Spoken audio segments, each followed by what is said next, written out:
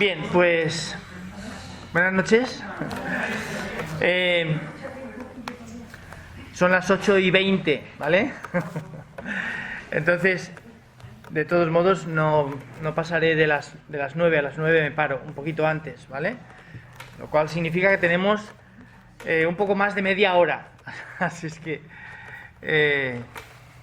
vamos a empezar, si os parece, ¿vale? Yo había provisto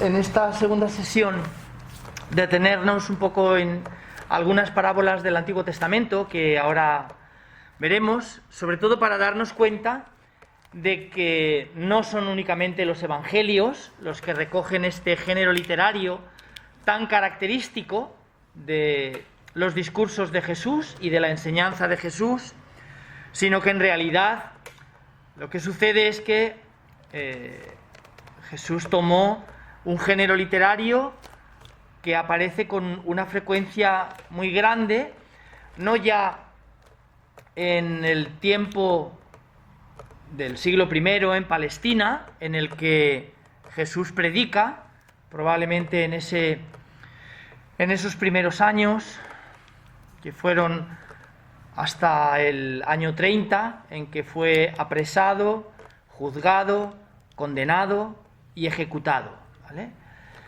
No sabemos muy bien cuánto. Digo que no sabemos muy bien porque los 4 evangelios no coinciden en decir cuánto duró la vida pública de Jesús. El evangelio de San Marcos, el primero que se escribe, habla de 1 año.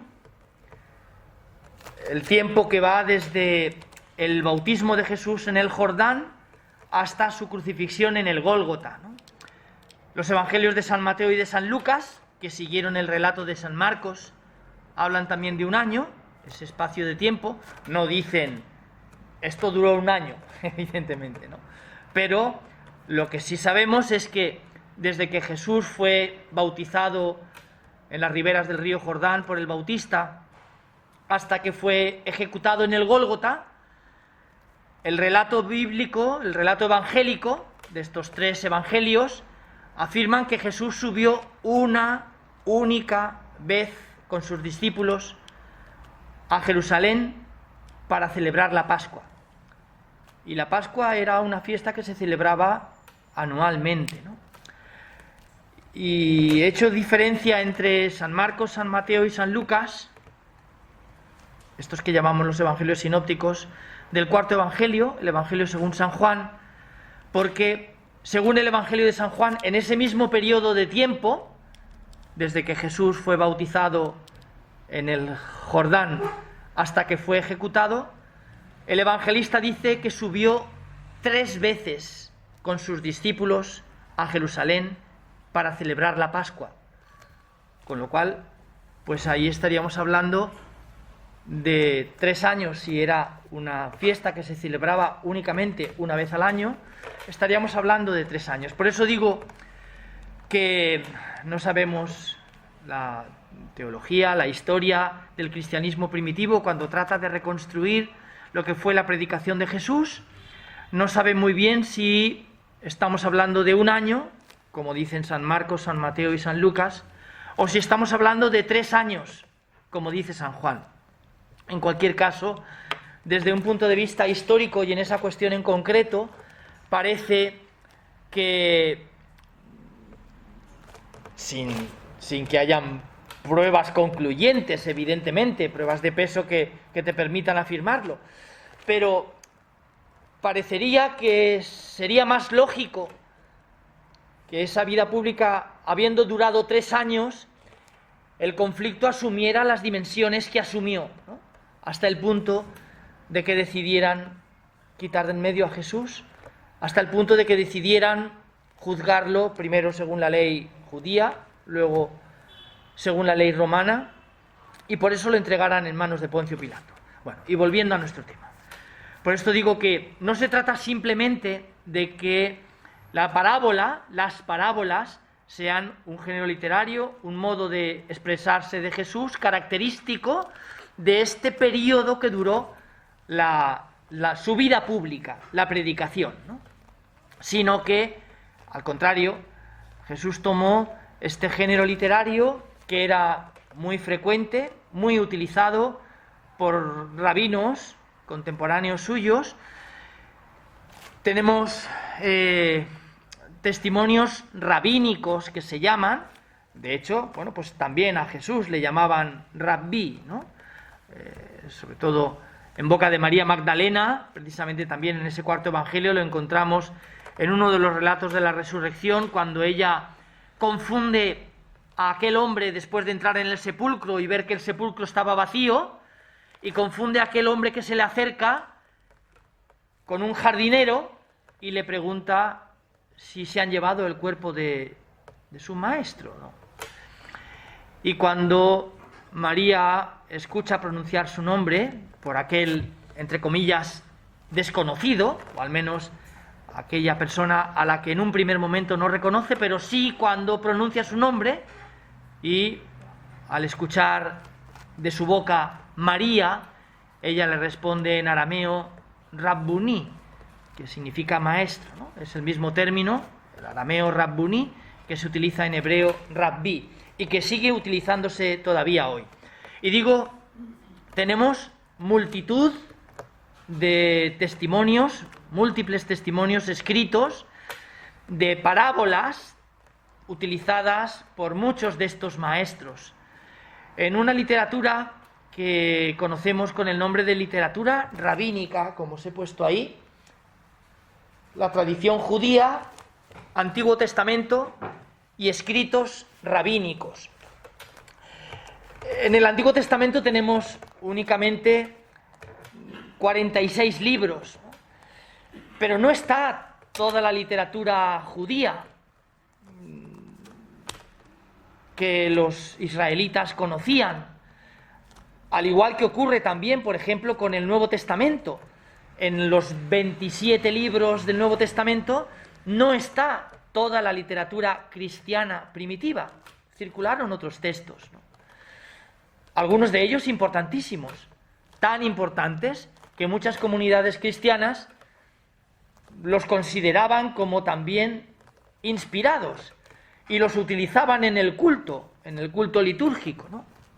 Claro, a nosotros nos puede resultar hoy extraño porque para nosotros resulta muy familiar tomar la Biblia como un libro, tenerla en las manos y como si siempre hubiera sido así, ¿no? Pero lo cierto es que no fue así en el principio y desde luego no en tiempos de Jesús, en el que, en primer lugar, los libros no estaban editados, los 46 libros que formaban las escrituras sagradas de Israel no estaban editados y coleccionados en un único volumen, sino que se conservaban en rollos, ¿vale? En rollos de papiro o de pergamino. Y lo mismo ocurría en las comunidades cristianas cuando empezaron a surgir tiempo después de la muerte de Jesús, al menos 2 décadas después de la muerte de Jesús. Si fue ejecutado en el año 30, el primer escrito lo tenemos del año 51, que es la primera carta del apóstol San Pablo a los tesalonicenses, ¿no? Por esto digo que tal vez pueda extrañarnos cuando hablo de esta manera, porque tenemos en nuestra cabeza la Biblia, ¿no? Y como si todo el mundo en aquel momento tuviera allí la suya, nada más lejos de la realidad. En primer lugar, porque la inmensa mayoría de ellos no eran capaces de leer, ¿no? No eran capaces de leer, pero además porque tampoco se tenían los textos, ¿no? Entonces, por esto digo que es muy importante tener presente que en la Biblia tenemos 73 testimonios, 27 libros en el Nuevo Testamento, 46 libros en el Antiguo Testamento, pero ni los 46 del Antiguo Testamento recogen toda la literatura judía, ni los 27 del Nuevo Testamento recogen toda la literatura cristiana. Y por esto nos resulta muy importante saber que poder apoyarnos también en esos otros libros que no formaron parte de la Biblia y no formaron parte de ella, porque 2 confesiones creyentes, en primer lugar el judaísmo y en segundo lugar la Iglesia cristiana, a muchos de esos textos no los consideraron inspirados por Dios y por lo tanto no los llamaron canónicos ni fueron dignos de formar parte de este conjunto de escrituras sagradas que se tomaron como esto, como palabra de Dios, porque además se leían en el culto litúrgico. Sin embargo, aunque no formaran parte ni nunca hubieran formado parte de esa literatura canónica, de esa literatura inspirada, sí que eran textos que se leían con mucha naturalidad e incluso, por lo que respecta a las comunidades cristianas, en algunas de ellas en el culto litúrgico. Sabemos, por ejemplo, que en las comunidades de Asia, libros como la Didaché, que no forma parte del Nuevo Testamento, y sin embargo, es la fórmula del Padre Nuestro que todavía hoy rezamos en nuestras celebraciones, ¿vale? Lo que significa que se trata de un texto que fue siempre muy importante. Bueno, pues, tanto en los libros judíos que no están en el Antiguo Testamento, como en los libros cristianos que no están en el Nuevo Testamento, tenemos parábolas, ¿vale? El poder leerlas, el poder compararlas, nos ha permitido en los últimos siglos estudiar muy bien este género literario, que desde luego es uno de los más importantes en el uso de la predicación de Jesús, hasta el punto de que muchos estudiosos de los textos del Nuevo Testamento llegaron a decir, como en la diapositiva que os puse el encuentro anterior, en donde recogía unas palabras de Joachim Jeremías, un teólogo cristiano, protestante, alemán, que fue uno de los primeros estudiosos de este género literario, y llegó a decir que cuando nos encontramos ante una parábola podemos estar seguros de que el relato que estamos leyendo, o que alguien nos está leyendo y nosotros estamos escuchando, es un relato que sin duda se remonta a la predicación de Jesús y a los labios de Jesús, ¿no? Y él hablaba de que podemos estar seguros de estar ante la roca firme de la tradición cristiana. Claro, esto nos puede extrañar porque quizás podamos tener la sensación de que el Nuevo Testamento recoge las palabras de Jesús como si cuando estuviera hablando tuviera delante de él lo que yo tengo en este momento delante de mí, ¿no? Que ha puesto José Luis y Julio, estas maquinitas que están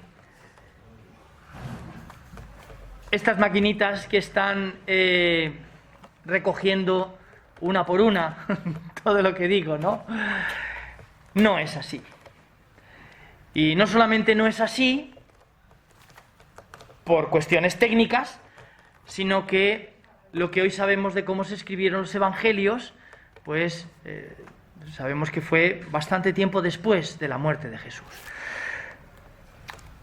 Los estudios continuaron y entonces todo esto ayudó a darnos cuenta de que las palabras de Jesús quedaron de alguna manera en la memoria, y en la memoria de los catequistas, en la memoria de los predicadores itinerantes, en la memoria de los líderes de las comunidades cristianas, que las escuchaban, las memorizaban, las repetían, y algunas de ellas empezaron a escribirlas en breves trocitos de papiro, ¿no? Materiales, por otro lado, además muy costosos, ¿no? Y que por lo que conocemos precisamente del estatus social del que estaban formadas las personas que formaban estas comunidades cristianas, pues, y por las alusiones que además hacen los evangelistas, en donde se subraya tanto este origen pobre y esta cercanía a los pobres, pues muestra un poco esta situación que desde luego pues no les hacía estar en una situación que les posibilitara tener a su alcance muchos materiales de escritura y de conservación. Por todas estas razones es importante tener presente esas cuestiones para darnos cuenta que los evangelios sí recogen palabras de Jesús, recogen acciones de Jesús, pero están enmarcadas en un proyecto editorial de cada uno de estos autores: San Marcos, el primero que escribió, San Mateo, San Lucas, San Juan, que está muy, de alguna manera, caracterizado y sobre todo influido por aquella comunidad a la que se dirigen esos escritos, ¿no? Y bueno, pues todo esto da como consecuencia el que durante todos estos años que se han estado estudiando esos textos, ver cómo una misma parábola en el relato de San Marcos pues tiene unos protagonistas determinados, unos destinatarios determinados, un lugar concreto en donde fueron pronunciadas aquellas palabras, unos detalles del relato también determinados y un final que es ese y no otro, ¿no? Sin embargo, y digo sobre todo en esas parábolas, no en las que San Marcos escribe y San Mateo y San Lucas ignoran, o por lo menos no se hicieron eco de ellas ni las recogieron en sus evangelios, o las que escribe San Mateo o las que escribe San Lucas y los otros dos no hablan de ellas, sino que me refiero a esas otras parábolas que recogen primero San Marcos, luego San Mateo y luego San Lucas. Es decir, tenemos una misma historia reconocible con 3 ediciones diferentes, con 3 narraciones distintas. Se advierte que se está hablando de la misma historia, pero, y esta es la gran sorpresa, en San Marcos adquiere un color determinado, a veces unos protagonistas distintos, a veces Jesús la pronuncia en un lugar diferente, a veces se añaden detalles que Mateo y Lucas no escriben, y luego si comparamos los finales, pues resulta que no son tampoco exactamente iguales, ¿no? Bueno, todo esto no solamente referido a los textos estudiados de parábolas, sino a muchos otros textos recogidos en los evangelios. No sé, pensemos por ejemplo en los relatos de milagros, o pensemos por ejemplo en discursos de Jesús, o pensemos por ejemplo en relatos de la infancia de Jesús. Es decir, todo esto ha ayudado a hacernos cada vez más la idea de cómo poco a poco fueron escribiéndose los evangelios. Como veis, tanto la sesión anterior como esta, estamos sobrevolando sin aterrizar, ¿vale? Pero estamos sobrevolando porque si no, no vamos a poder comprender lo que en realidad tenemos entre manos, ¿no? Y sobre todo, no podremos explicarnos a nosotros mismos estos cambios, ¿no? Porque, podríamos pensar que es que los 4 evangelios dicen lo mismo, pero los 4 evangelios no dicen lo mismo. No solamente no dicen lo mismo, en términos generales, por ejemplo, San Marcos no dijo ni una palabra del anuncio, del nacimiento, de la adoración y de la infancia de Jesús. San Juan no dijo ni una palabra de estos mismos acontecimientos. Los únicos que hablaron de esto son San Mateo y San Lucas, que nos cuentan el nacimiento de Jesús. Pero no lo hace ni el primer evangelio que se escribió, San Marcos, ni el último, San Juan. Y esto, que podemos hablar así en términos generales de acontecimientos concretos, específicos que hablan de una etapa de la vida de Jesús, lo encontramos también en discursos concretos, en discursos, en sermones, en narraciones de un viaje que hace Jesús, en relatos de parábolas, en relatos de milagros, ¿vale? Y advertimos esas diferencias, ¿no? Todo esto, ¿a qué ha llevado? Pues a que después de 2 siglos de estudiar los evangelios, son 21 los que han pasado, diréis, bueno, ¿cómo que 2 siglos?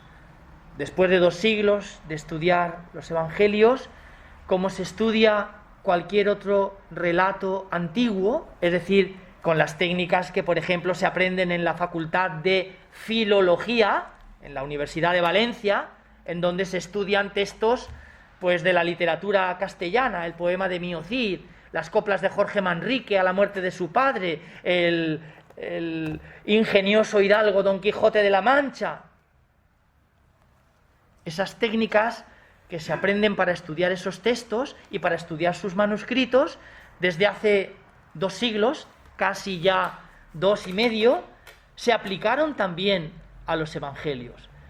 Y todo esto ha traído como consecuencia el tener conciencia de que lo que en ellos leemos no es la grabación tomada en un aparato, sino la memoria que la tradición cristiana recogió, transmitió de generación en generación, y que en un momento determinado, porque al principio ni siquiera se pretendía ponerlo por escrito. ¿Y por qué no se pretendía ponerlo por escrito? Pues porque de un momento a otro se esperaba que llegaría el final del mundo. De un momento a otro, de manera inminente, hasta el punto, como vimos en alguno de los cursos que hemos hecho juntos de las cartas de San Pablo, lo que motivó que San Pablo empezara esta literatura que se convirtió en los 27 escritos que hoy forman el Nuevo Testamento fue llamar la atención de una comunidad cristiana, la de Tesalónica, que como pensaba que el fin del mundo estaba a la vuelta de la esquina, pues habían decidido que ya no trabajaban, ¿no? Y esto es lo que motivó esa carta de San Pablo, ¿no? Reprendiéndoles y, como dije ya creo también la vez pasada, les dijo, de acuerdo, no comáis, no comáis, no trabajéis, pero que el que no trabaje, que tampoco coma, ¿no? Y entonces, bueno, pues ya cambiaron de idea, ¿no? Pero significa esto que es muy importante tener presente cómo se recogieron los textos, cómo se transmitieron, cómo empezaron a formarse poco a poco escritos, primero en arameo y en griego, que formaron unas tradiciones, especialmente en torno al final de la vida de Jesús, a la muerte y resurrección. Si nos fijamos, son los relatos que no faltan en ninguno de los evangelios. No solamente en ninguno de los evangelios, sino ni siquiera, tampoco, en el resto, en los otros 22 escritos, hasta completar el número de 27 que forman el Nuevo Testamento. El anuncio del nacimiento, el nacimiento y la infancia de Jesús están solamente en San Mateo y San Lucas. Pero los relatos de la pasión y de la resurrección están en todos los escritos, sin excluir ninguno. Y esto fue el origen, ¿no? Este fue el origen de estos textos que fueron poco a poco gestándose.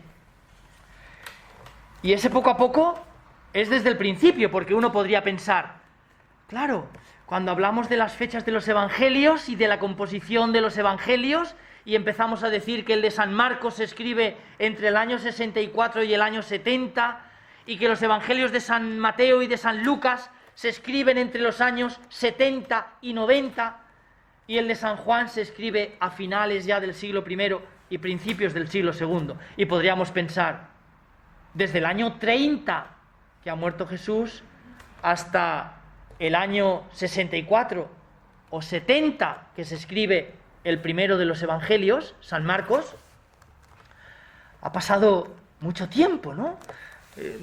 ¿Cómo se llevó a cabo esta transmisión?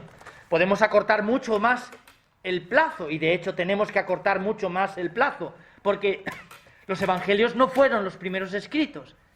Ya hemos visto muchas veces que fue San Pablo el primero que escribió, de manera que llevamos hacia atrás el tiempo todavía 2 décadas más, 3 décadas más anteriores a los evangelios, porque San Pablo escribe en los años 50, y en concreto en el año 51, en que escribe a esa comunidad de Tesalónica, enviándoles aquella carta, diciéndoles que el que haya decidido no trabajar, que tampoco coma, ¿no? Y, como digo, iniciando toda esa literatura.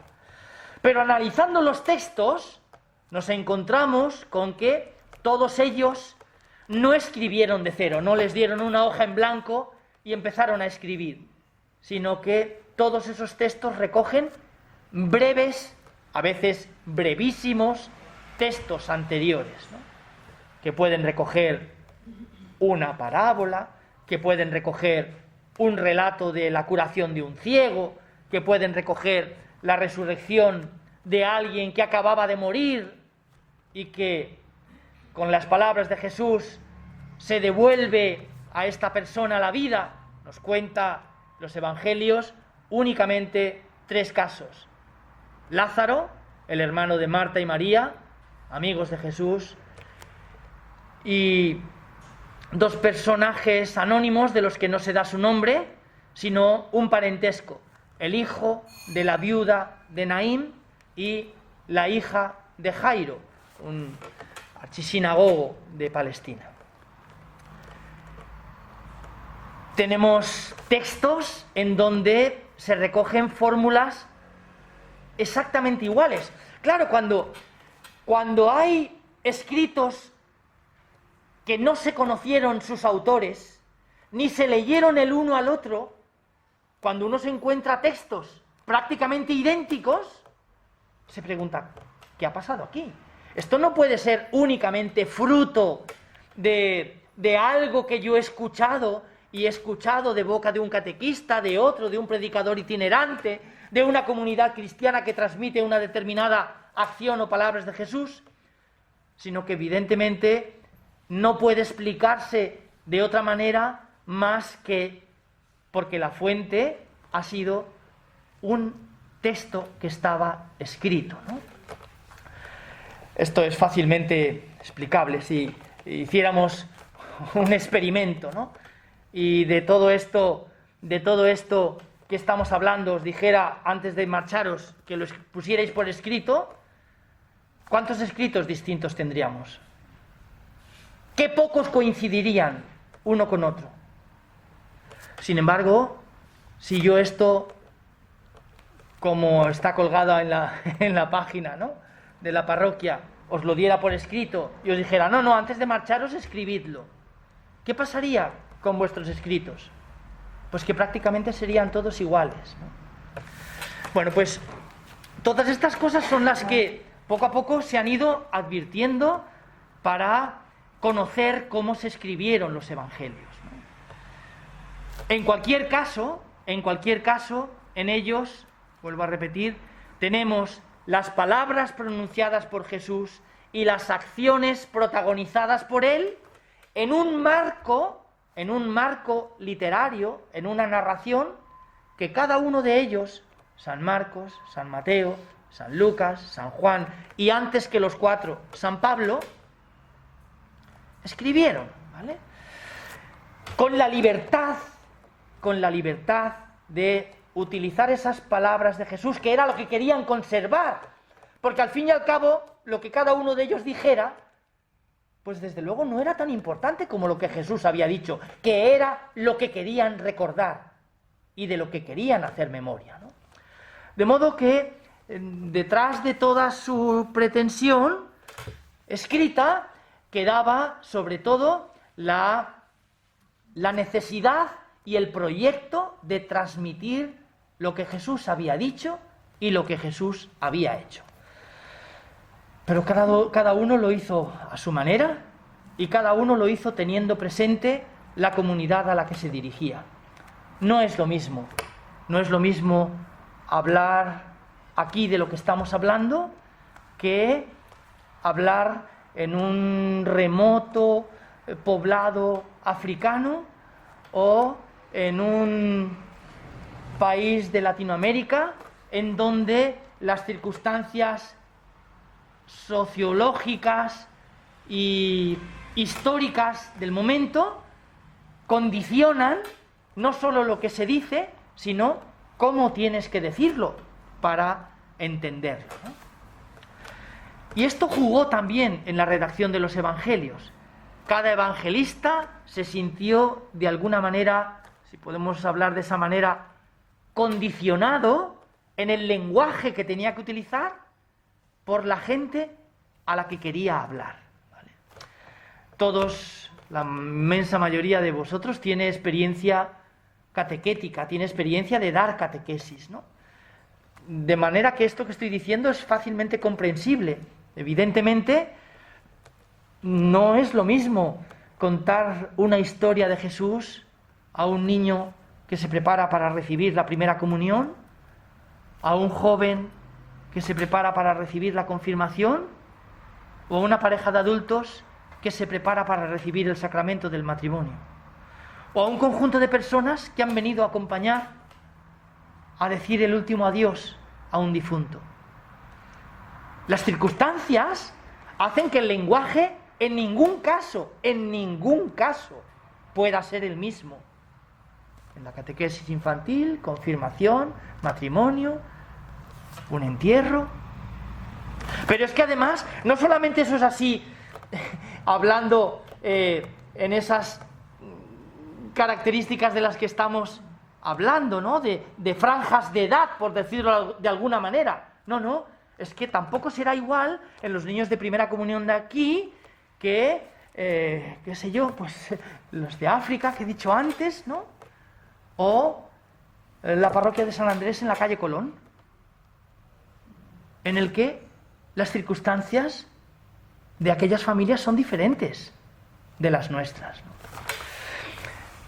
De manera que toda esa situación es muy importante tenerla presente para comprender algo que tal vez nos llama la atención cuando tomamos en nuestras manos dos evangelios distintos y los estudiamos con detenimiento y nos damos cuenta de que no solo no son iguales, sino que, vamos, no solo no son exactamente iguales, sino que muchos textos son muy diferentes, ¿vale?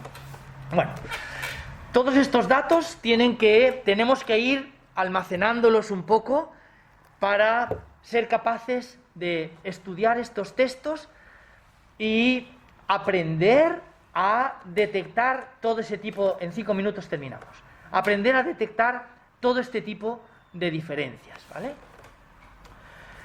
Por lo tanto, y volviendo al principio, nosotros tenemos el proyecto, este curso, de estudiar este género literario que caracterizó el modo de hablar de Jesús. Ese modo de hablar de Jesús estaba previsto para una única vez. Las parábolas, Jesús no las, pensando, creemos, ¿no? También todo esto es relativo, ¿no? Pero es relativo, a lo mejor sí, pero Jesús no las pensó pensando en que después quedarían inmortalizadas en un libro, ¿no? En el que podrían acudir a él después y releer. No. La parábola venía para un momento determinado, para unas personas determinadas, en un lugar concreto y porque se había dado una circunstancia determinada, ¿no? Invitaron a cenar a Jesús, un fariseo llamado Simón. Ya hablamos de este relato, ¿vale? Se coló en aquella cena una mujer que le ungió los pies, que los besó, que los lavó con sus lágrimas, que los secó con sus cabellos. Y nos dice el evangelista San Lucas, capítulo 7, versículos 41, 42 y 43. Nos dice San Lucas que el fariseo empezó a pensar, si este de verdad fuera un profeta, sabría quién es la mujer que está tocándole los pies, ¿no? Y San Lucas nos dice que Jesús le respondió a unas no palabras, o Jesús respondió a unas palabras que nunca fueron pronunciadas, que estuvieron solo en la cabeza del fariseo. Si este fuera un profeta, sabría quién es esta mujer. Y Jesús le dijo: Simón, te voy a contar una historia. Un prestamista tenía 2 deudores. Uno le debía 500 denarios, lo que necesita toda Valencia para subsistir durante 5 años. 500 denarios. Una suma astronómica. Y otro le debía 50. El prestamista, como no tenían con qué pagarle, les perdonó, y dice San Lucas, subrayando, toda la deuda. Y sorprende con la pregunta, porque no les pregunta: ¿quién le estará más agradecido? ¿Quién estará más extrañado? ¿Quién estará más avergonzado por no haberla podido pagar? No dice nada de esto. Le dice: ¿quién de los dos le amará más? ¿Estarían obligados a amar a alguien que les ha...? Bueno, y continúa el relato después de contar esa historia. Y Jesús le dice: has juzgado bien, aquel a quien más le perdonó, ¿no? Es decir, todo esto nos lleva a la conclusión de que el contexto en el que cada evangelista sitúa unas determinadas palabras de Jesús, una historia que Jesús contó, tiene un significado. Y ese significado, ¿qué lo marca? El versículo 41, 42 y 43, que es la escueta historia de la parábola. ¿O el significado está en el conjunto del relato en el que esa parábola está incrustada? Evidentemente lo segundo, ¿vale? Por esto digo que es tan importante ir poco a poco sobrevolando lo que son estas parábolas, porque nos vamos a encontrar con esta frescura de la enseñanza de Jesús, ¿vale? Quería haber visto alguna de estas, no sé cómo tenemos que hacer, pero desde luego, si tenemos que acabar antes de las 9, no podemos empezar, hay 22, ¿vale? Yo no sé, y comprendo además que muchos de vosotros a lo mejor no es que lleve aquí desde las 8, muchos lleváis desde las 7 o desde las 7:30, ¿no? A lo mejor esto habría que reverlo, sobre todo porque si no va a resultar muy, muy complicado en media hora avanzar un poquito, ¿no? Pero tanto lo que vimos la semana pasada como este preámbulo que he hecho hoy es imprescindible para entender, sin sorprendernos, el porqué de las diferencias que encontramos en un evangelio, en otro evangelio, en otro evangelio y en otro evangelio, ¿vale? Porque el modo en el que se transmitieron estos dichos y hechos del Señor hace que las circunstancias de cada evangelista, que eran diferentes, el conocimiento de cada evangelista, que era diferente, el dominio del lenguaje de cada evangelista, que era diferente, y lo que querían contar de Jesús, que también eran proyectos diferentes, hace que cuando nos aproximamos a los evangelios siempre podamos distinguir 2 niveles distintos. Y con esto ya terminamos, y sería lo fundamental con lo que tendríamos que quedarnos hoy. Cuando leemos un evangelio tenemos 2 niveles distintos. Por un lado, las palabras que Jesús pronunció, los hechos que protagonizó, una determinada historia que contó para una circunstancia histórica muy concreta, pero luego los leemos en el marco posterior en el tiempo, con personas distintas. Ya no eran la gente de Galilea que escuchaba a Jesús, ya no era la circunstancia concreta que motivó el que Jesús inventara aquella historia y la contara para explicarle a aquel fariseo: ¡qué mediocre eres! Esta mujer ha hecho mucho más que tú, que te crees tan bueno y tan santo. Sin el contexto, no seríamos capaces de darle el sentido a esos 3 brevísimos versículos. Capítulo 7, versículos 41, 42 y 43. Un prestamista tenía 2 deudores. De modo que encontramos por un lado a Jesús, a sus palabras y a sus acciones, y encontramos por otro lado el Jesús que cuenta San Marcos, San Mateo, San Lucas y San Juan, unos años después, para una comunidad cristiana. Y el Jesús que contamos 21 siglos después, para una comunidad cristiana muy concreta, la de Santa Teresa de Jesús. De modo que tenemos 3 niveles que tendremos en cuenta en nuestro estudio de estos textos, ¿vale? El próximo día, porque no quiero ya entrar en las parábolas sin ver estas que os había preparado, pero que viniendo he visto que, y por eso he dicho lo del tiempo, ¿no? La media hora del día pasado, 36 minutos, y los poco menos hemos empezado hoy 22 que hemos tenido hoy, pues era absolutamente insuficiente para zambullirnos de repente en los textos, ¿vale? De modo que estos textos que pensaba para hoy, los veremos el próximo día, son parábolas del Antiguo Testamento, capítulo 5 del libro de Amós, el león, el oso y la serpiente. Capítulo 9 del libro de los jueces, versículos del 8 al 15, la zarza que se convierte en reina. He puesto en letra negrita el texto de la parábola.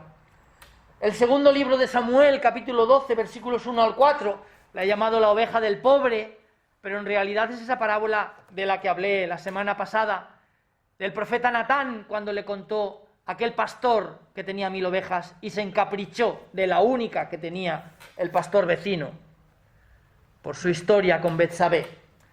El capítulo 5 del libro de Isaías, versículos del 1 al 7, el canto de la viña. El capítulo 16 del libro de Ezequiel, la esposa infiel, con un texto que es muy grande. Y además, un texto de la tradición rabínica que no está en el Antiguo Testamento. Y con esto, con esta introducción que haremos el próximo día, ya empezaremos con las parábolas del Evangelio, ¿vale? ¿Por qué antes de las parábolas del Evangelio detenernos en todas estas? Pues para ver que Jesús no se inventa desde cero un nuevo modo de hablar, sino que los judíos estaban acostumbrados a contar estas historias, formaban parte de su sabiduría popular y formaban parte de sus escrituras sagradas y del modo con el que los rabinos enseñaban a sus discípulos. Pero esto lo veremos la semana que viene, ¿vale? La semana que viene no, lo veremos el año que viene, lo veremos el año que viene en el encuentro que tendremos en enero, ¿vale? Bien, pues me he pasado 5 minutos de la hora, pero tendríamos que revisar los horarios, ¿eh? Porque media hora es absolutamente imposible.